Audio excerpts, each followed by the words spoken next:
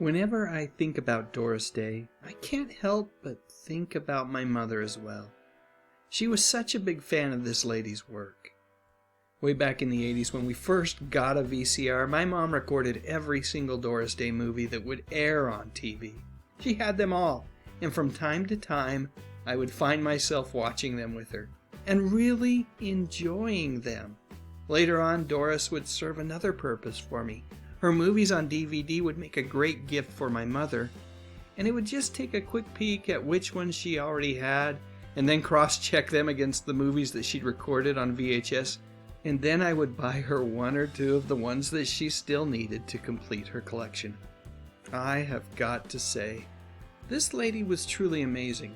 She was not only a top box office draw in Hollywood for decades, but she was also a top charting musical artist.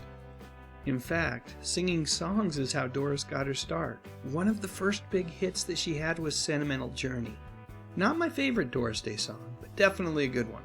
I'll talk about my favorite in just a minute, but before I do that, let's talk about this. Yep, just like it says on this cover of TV Preview magazine, way back in the late 60s, Doris Day agreed to star in a weekly TV show.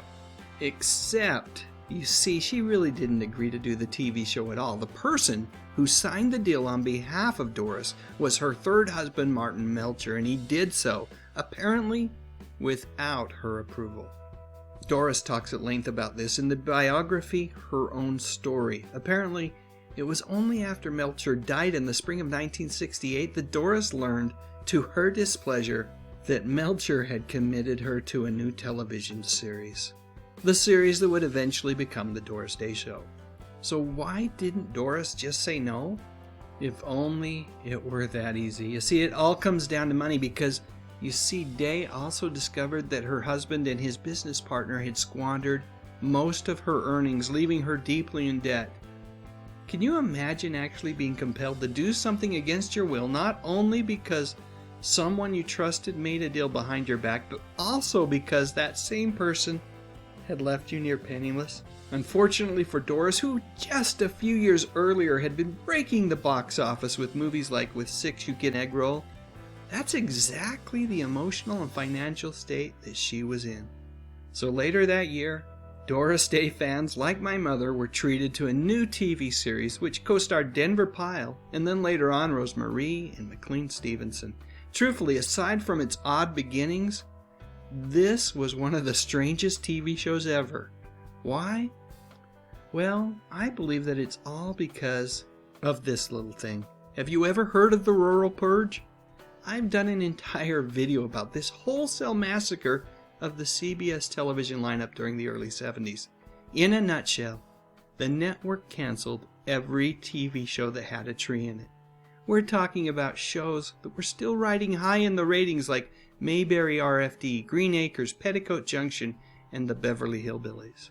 So, instead of facing cancellation, the Doris Day Show updated its primary storyline and cast of characters not once, not twice, but 3 different times over the course of the show's run.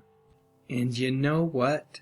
Doggone it if it didn't work. That ability to continually reinvent itself actually seemed to work because the show ran for 5 seasons. Of course, by the time the show ended, the 2 kids that Doris had at the beginning of the show, well, they hadn't been seen or even spoken about for years. So those 2 actors might feel differently. But I've got to say, as nutty as all of the changes were, it really kind of worked. Now, with all that said, Doris's TV show, or even most of her movies, aren't where I really got to know and love her as an entertainer. For that, I've got to give the great director Alfred Hitchcock credit. I absolutely love The Man Who Knew Too Much, which also starred another one of my favorite actors, Jimmy Stewart, and contains, here it is, my all-time favorite Doris Day song, Que Sera, Sera.